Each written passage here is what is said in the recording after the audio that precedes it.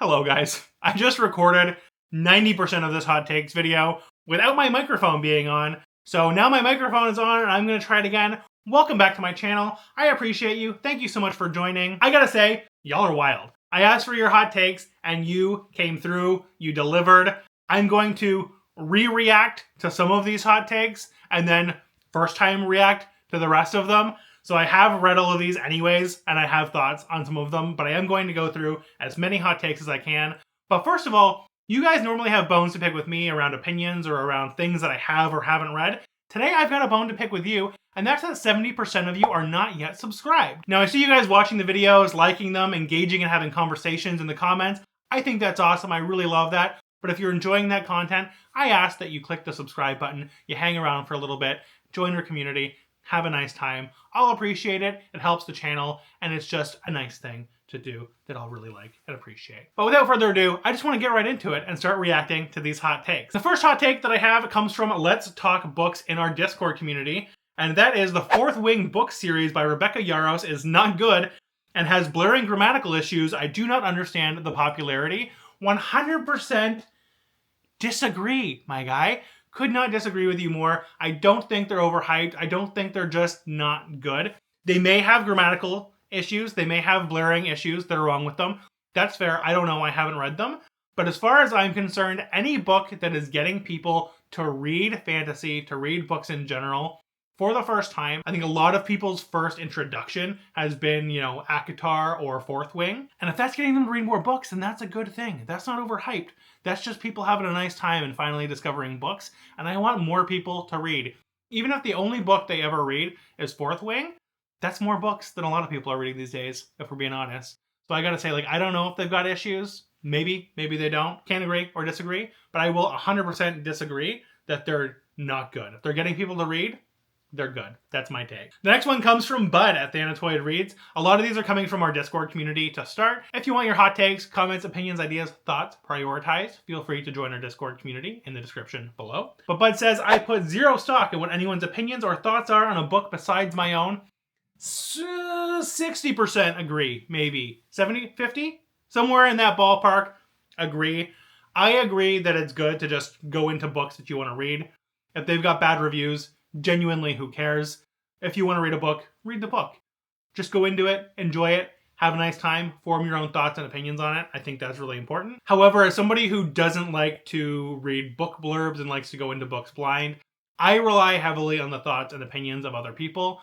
I like to follow people who have similar tastes to my own, so I have a general idea of whether or not I'm going to like a book before I go into it. But I also like to follow people who have totally different opinions and totally different takes on books, so that I can discover new things that way as well and kind of expand the way I think about books and expand my horizons a little bit. I think it's good to follow both, and I think it's good to talk to other people and get their takes on books and get their ideas on books before you read them. Don't let it stop you from reading those books, for sure, but definitely let it inspire you to read more books. So like I said, 70% agree. Great take. The next one comes from Hectate Reads, and we've got a few of them, but the first one is The Sun Eater series by Rockyo isn't that good and is the mental vomit of a melancholic dude. I don't know if this one is true, so I can't really agree or disagree. You guys let me know in the comments below. Do you 100% agree, 100% disagree, somewhere in the middle? I don't know. All I know is that the Sun Eater series is massively popular on YouTube right now, on Booktube, just on the internet in general. I'm a big sci-fi guy, so it's something that I would like to get into and try. I have picked up book 1, I just haven't gotten to it yet, but I do intend to get to it eventually, and I guess I will form my own opinion on it, but for the time being, I don't know.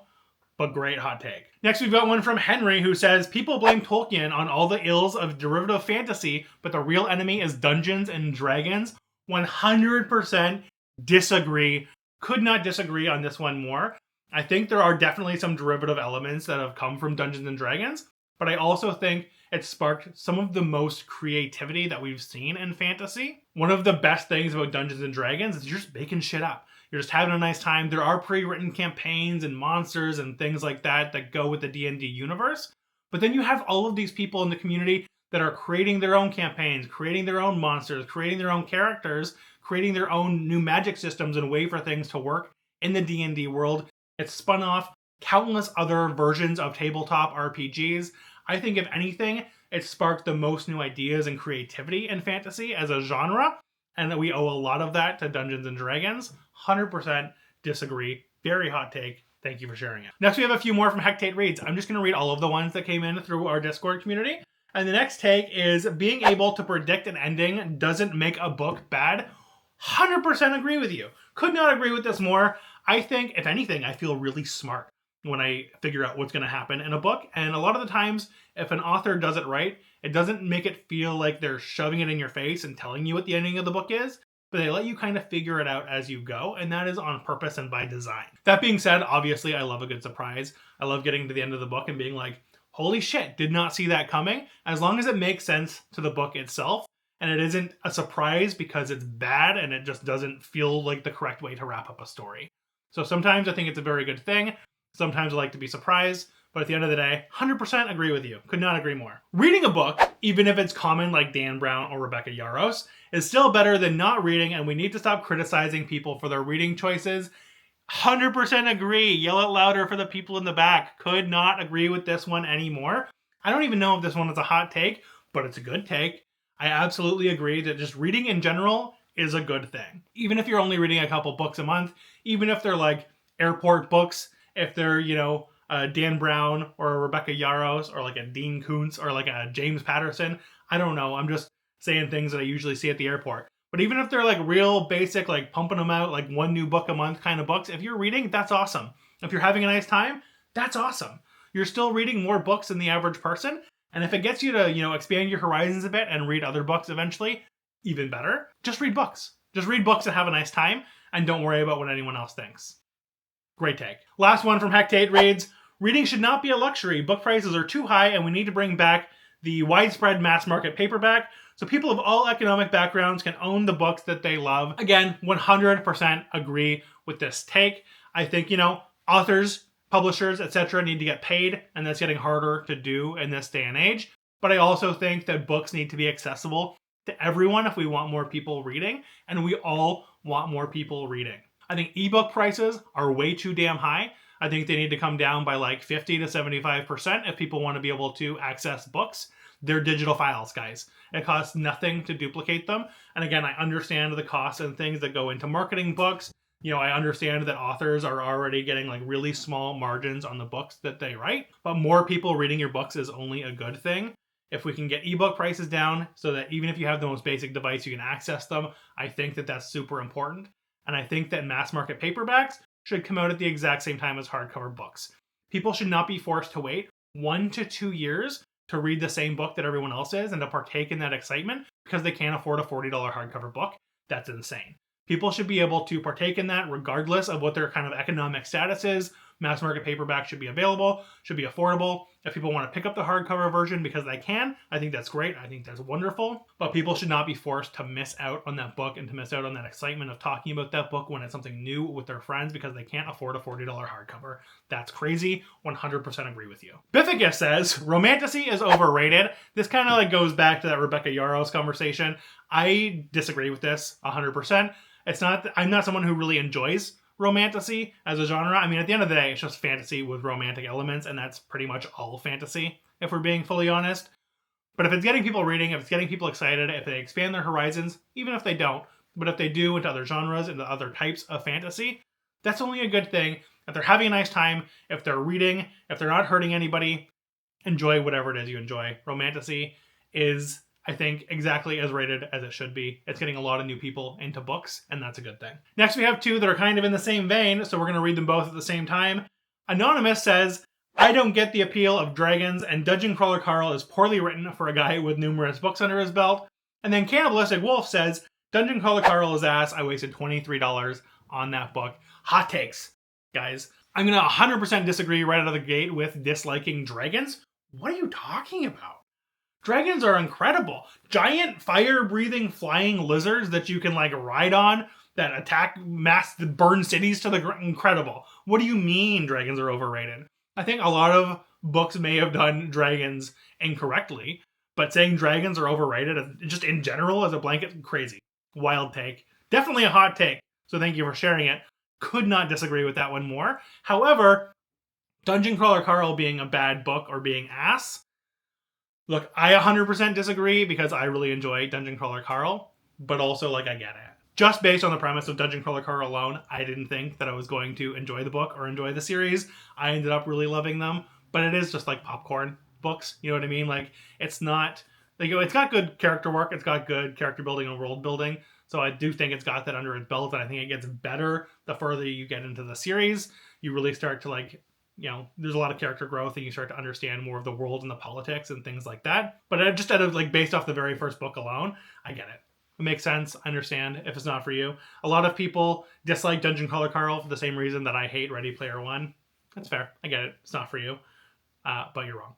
Sorry. Big Daddy E and Ingo Cuthbert, again, a couple of like similar related takes. Red Rising and The Hunger Games are overrated and have no real merit as other franchises have done the same stories or better. And Ingo Cuthbert says Pierce Brown is not a good writer. 100% agree that there are other stories that have done the same kind of style of like battle royale better. Fully with you. Totally agree. 100% disagree that they're overrated or that Pierce Brown is a bad writer. I think writing is obviously something that is subjective. And I totally, you know, if you don't like that writing, I think that that is a fair, valid take for you. But to say that they are overrated, I think is 100% incorrect. I think even if these books aren't necessarily for you, if they're getting people into that genre, if they're getting people into reading, then I think that's a good thing. I'm not going to go into that one like as much as I've already kind of like touched on that subject, but same kind of argument applies. If it's getting them to like explore other genres, other stories of the same kind of like battle royale style, other fantasy books, I think that's a great thing. And I think they're exactly as rated as they should be. Henry says, books are just text and the packaging doesn't matter. Therefore, it's all right to dog-ear books or write on them. 100% agree and disagree. 100% agree that if you want to write on your books, if you want to dog-ear them, you're a monster, but you're allowed to do it. You own those books. I couldn't do it. I like my books in like really nice, pristine, collectible condition. They're expensive. I think they look nice. I want to treat them really nice. But I understand people who, you know, cherish a book even more if they have their notes and there's like whatever in them. As long as you own those books and they're yours, great. Do whatever you want. I don't get it, but do you? 100% disagree on the fact that the book is just text and the packaging doesn't matter.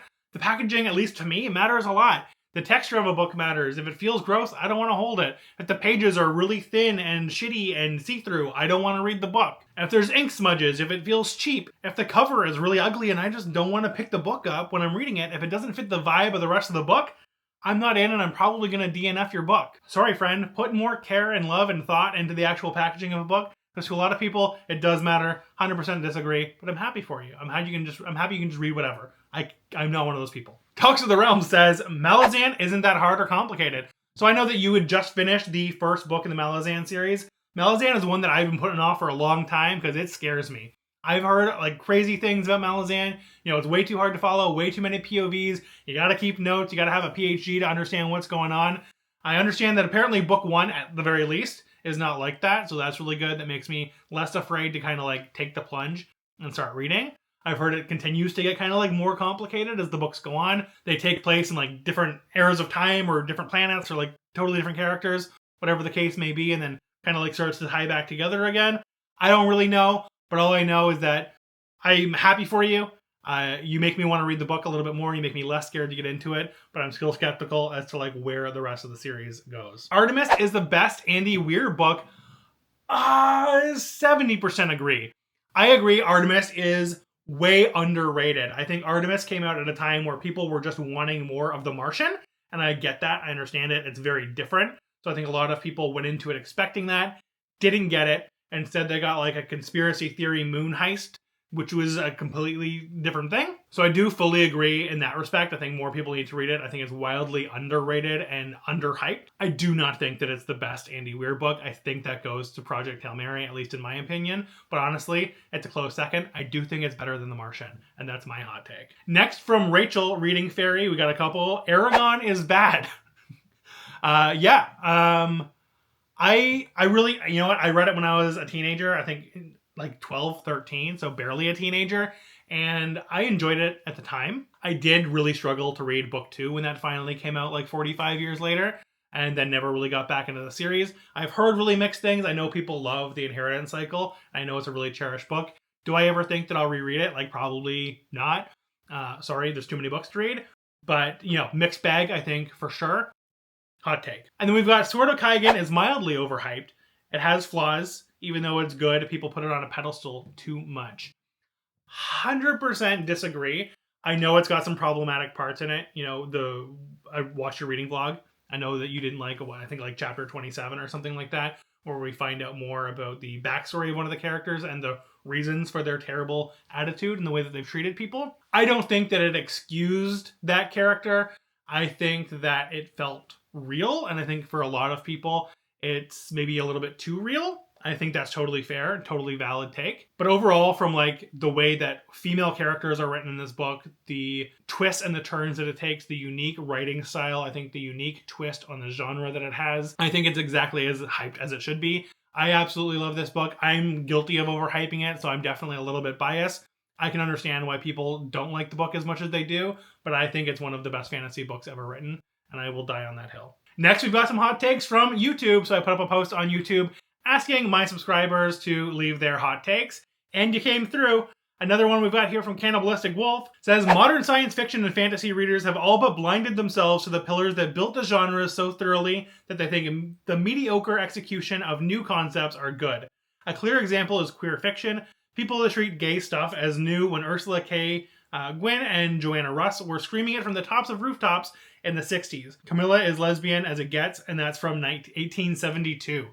100% disagree. I don't think anybody out here is thinking that like queer literature is new. I think anyone that's been reading like any sort of fantasy or literature for any amount of time understands all of the undertones that exist in older literature, and that it was there, for a reason. It kind of like had to be undertones at that time. Some of it was certainly more blatant than others. I think what's new is that it can finally be a little bit less apologetic. I think people are drawn to more like outwardly queer literature, as it's nice to like finally see like blatant representation of themselves or their peers. I think anything that's kind of like getting that more exposure, anything that's like normalizing it more, I think is a good thing. I think a lot of it is done poorly these days, but I think it is getting better. And I think there are a lot of really good books out there that are handling these topics and doing them really well in really new and refreshing ways. And I think that that is valid. Another one, same person. We've got standalones or singletons, as Outlaw Bookseller lovingly calls them.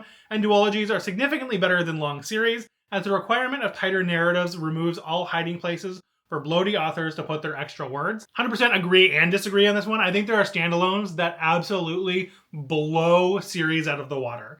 And again, kind of going back to like M.L. Wong, great example of that. I think you can do a lot in a standalone book if you can get all of your world building, your character building done, and you can like really just nail a story, nail that ending, and do it in one standalone book. Incredible. Fully agree with you. Lots of them that do it better than entire series. But there are things that series do that a standalone book can't do. And that's letting you really sit with characters and understand those characters and understanding those worlds over long periods of time. And I think the more that you spend with those characters and the more you spend in that world allows you to grow more attached to that world, to the stories, to the characters in ways that you just can't do in a standalone book. So I think both are incredible, both have their place, both do certain things better than others. So I'm 100% with you, but 100% think that that is a crazy take. Next from Mr. Pearson Talks Books, this is middle grade related, but I really don't care for Diary of a Wimpy Kid or Dogman. I know kids love them, but I don't think they encourage growth in reading ability or desire to improve as a reader. I don't think they do those things either. But I was also a big fan of like Captain Underpants, which is by the same people that do Dogman. And I think that there's a place for both. I think you can have books that encourage growth as a reader, and I think that's wonderful. But you also need books that just get kids excited to read. Even if it's trash, even if it's like popcorn books, kind of like Dungeon Crawler Carl is for adults, I think if it's getting kids excited about the idea of reading and they really want to read the next one, that is only a good thing. And in time, as they're ready, they will start to explore other books. The worst thing that you can do for a kid is force them to read things they don't want to read. I think a lot of us, people my age and older, experience that in school. Maybe kids still do these days. I don't know. I don't have kids. But the idea of like being forced to read certain books made me hate reading. And I didn't realize that I just didn't like those specific books. And it took me a long time to finally find books that I really did love and realize that I was a passionate reader. I think we're doing kids a disjustice by making them read books that will like encourage their growth and not just letting them enjoy reading things like Dogman. Next from Foxy Reading Reviews, there is an inflection point that academia refuses to acknowledge when a book goes from being a difficult read to being a not particularly good book. The result of the refusal to admit this is an overall decline in good literature, as dense, non-conforming, and complex is interpreted by otherwise excellent writers as great literature. Like 75% agree. Totally understand where you're coming from. Dense, non-conforming, and complex books aren't necessarily great literature. It doesn't make them great. I think what makes a great book for me, and what makes like a 6-star read for me, is when books just do something different. They change the way that I think about something. They change the way that I think about that genre or a book. They introduce something new and exciting that I haven't thought of or seen before. I think a book can fundamentally change you as a person, introduce new ideas, or communicate ideas in a way that hasn't been done before. Then that's great literature. And I think those things should be like studied, looked at a little bit deeper, regardless of whether or not they're like dense or complex. So like, yeah, totally there with you. Most of the way agree. Great take. At MBB8ZM says, the amount of DNFing I do. Not a hot take, my dude. DNF more books. If anything, people are not DNFing books enough. Stop wasting time with books that you don't like. There's no reason to do it. If you get 100 pages into a book and you're not vibing, put the book down. Find a new book. That's okay. You don't have to read books and like them just because other people do. You don't need to finish a book just because you started it. Sell the book. Get some of your money back. DNF it. Move on. Life is short. There's billions of books. Read something else. At Lady Mare Reed says, people shouldn't read every day. It's the quickest way to a burnout or slump. Sometimes we don't want to read, and that's fine. 100% agree. If you aren't in the mood for reading, don't read. You don't got to read every day. I think if you're somebody who does get enjoyment out of reading every day, that's dope. I try to read every day. I think it helps me at night when I want to like unwind and fall asleep, to not be looking at a screen, to be looking at a book instead. It's how I like to start my mornings, with a coffee and a good book. But some days I'm just not into it, and I know that if I force myself to read, I'm not going to want to read anything for a while. And I've been in some long reading slumps that I like to avoid. So don't force it. Read when you want to read. Have a nice time. 100% agree. Audiobook Emperor says, Name of the Wind is not even close to being an excellent fantasy book. Good prose doesn't make the characters or story any better. 100% agree. People know this already about me and Name of the Wind. Not a fan. Don't care for it. Don't get it. Don't care if every word was perfectly chosen in that book. Nothing happens. I'm not a fan. Did not enjoy it. Will not go back to it. I've tried 5 times in different formats. Audiobook, text, whatever the case may be. Ebook, not for me. Not a good book. In my very humble opinion. Glad that you love it. Glad that it got more people into fantasy. Great for that reason. Not for me. Oh, my battery's dying. That's not good. Okay. At the Thrifty Fawn, there's a few here as well that I'm going to go through. It's okay for adults to read YA and or children's books. 100% agree. Especially if you're someone who's like new to reading, if you have a lower literacy level, or if you just enjoy middle grade books. I think that's great. Harry Potter is a middle grade book, and look how many adults that got into reading. Another recent one is the Nevermore series. Another excellent book that got a lot of people into reading. I think there is absolute value in reading those things. Don't feel weird about it. If there's a middle grade book or series you enjoy, have a nice time. Enjoy it. Great books. I won't read a book if there's a shirtless guy on the cover. I won't read a book if there's a human being on the cover and it's like an actual photograph of it. I don't get it.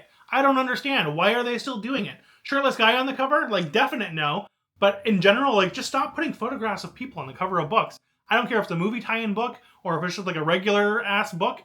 It's weird. I don't like it. It makes me, I don't know, ick. Gives me the ick. Fully agree. 100% agree with you. I generally prefer reading books written by female authors for some reason. That's fair. I don't know if that's a hot take. I think that's just like a general preference and opinion. I don't think that's a bad thing. I think people are naturally drawn to people that are writing from a similar perspective to them. I think it's great to explore other perspectives, other ideas, other storytelling, other cultures, other backgrounds. I think all of those things are really good.